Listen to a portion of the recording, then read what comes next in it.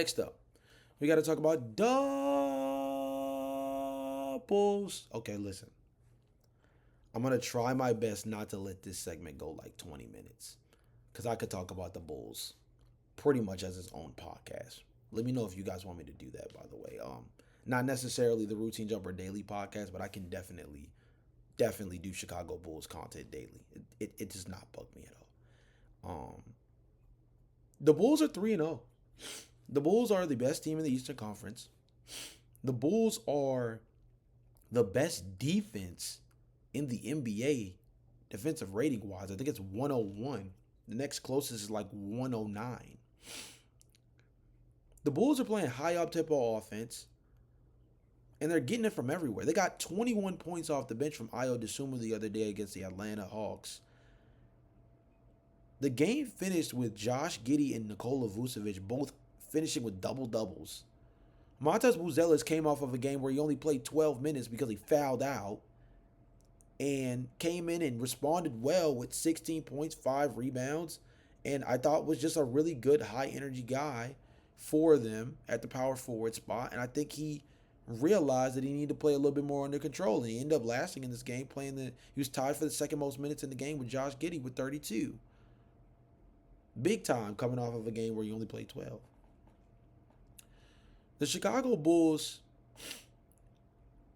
are an interesting team every single year. And it's usually for the wrong reasons, right?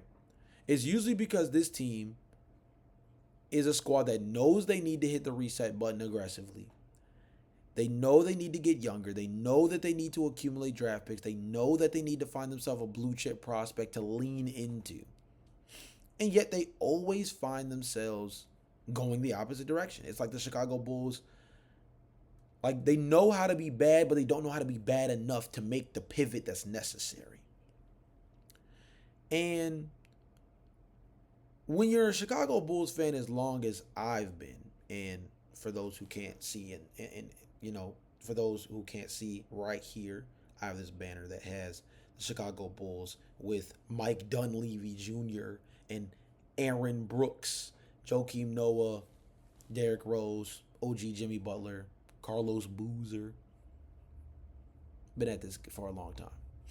So, safe to say that I've seen this team through the highs and the lows. And I'm not some fan that just bandwagoned off of Jordan championships. So, this is a team that perennially has picked 7th overall, 8th overall, 11th, year after year. Just can't seem to get high enough in the draft to get that difference-making guy. But this year, they've kind of done it a different way. And it's kind of through investing in just being a deep basketball team. Matas is good. It's okay that despite you paying $20 million a year, it's okay that Patrick Williams is playing 20 minutes off the bench.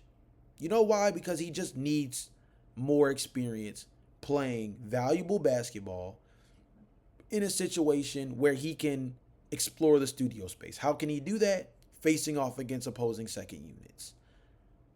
Ayo Dosunmu is a really, really good guard off the bench.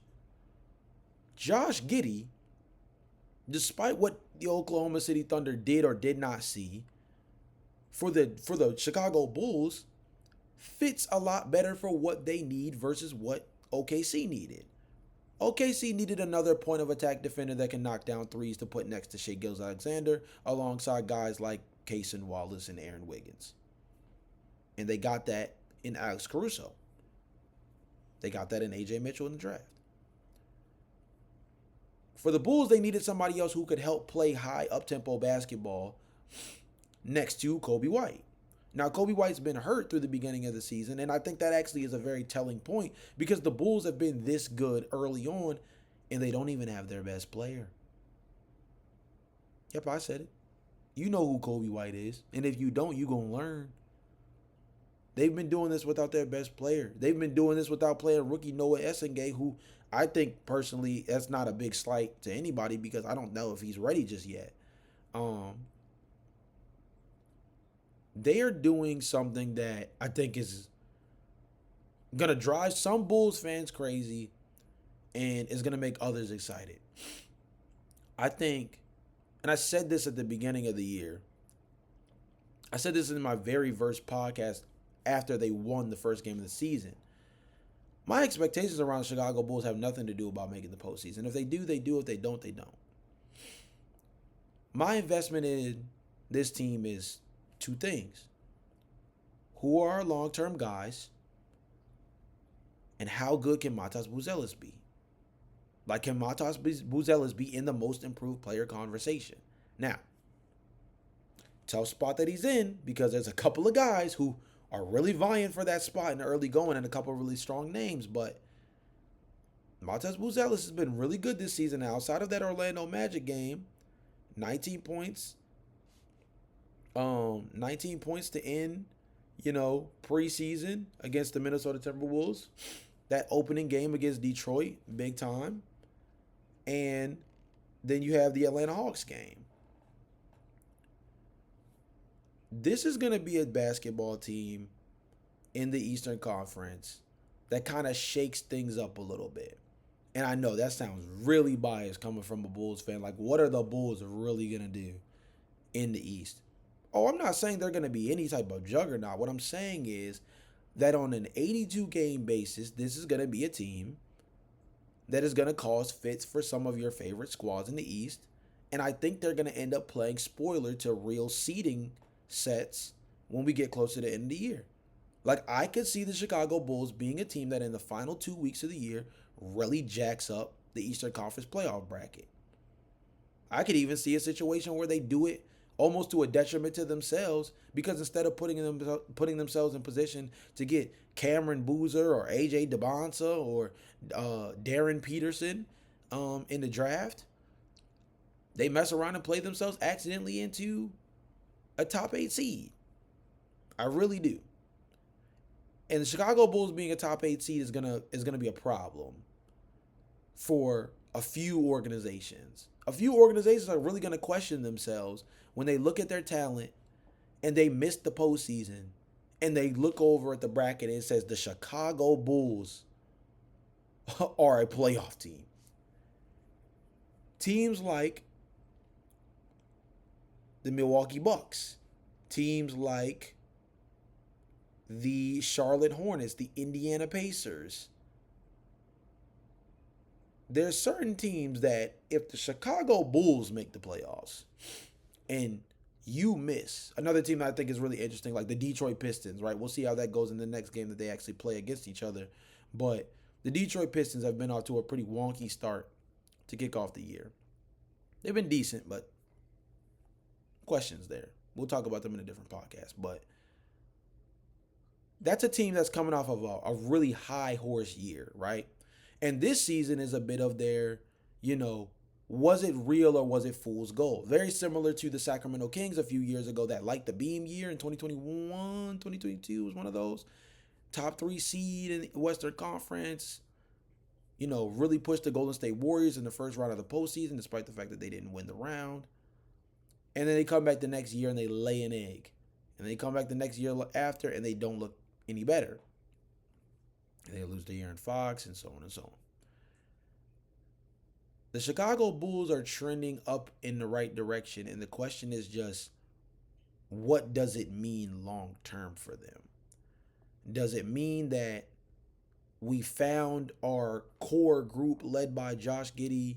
We keep Coby White, we keep Ayo Dosunmu, we lean into Matas Buzelis, and then we build up with a top lottery pick where we still, a lottery pick, not top 10, but like a lottery pick, and we grab one of the best centers you can get in the upcoming draft because we still desperately need to fill that position behind Nikola Vucevic, who I think he actually has an expiring contract this summer.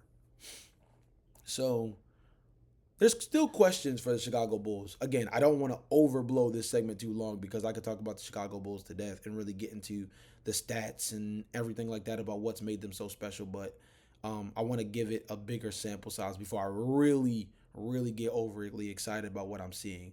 But what I can say is So far, Nikola Vucevic is making last year's 3-point shooting season look like it wasn't a flash in the pan.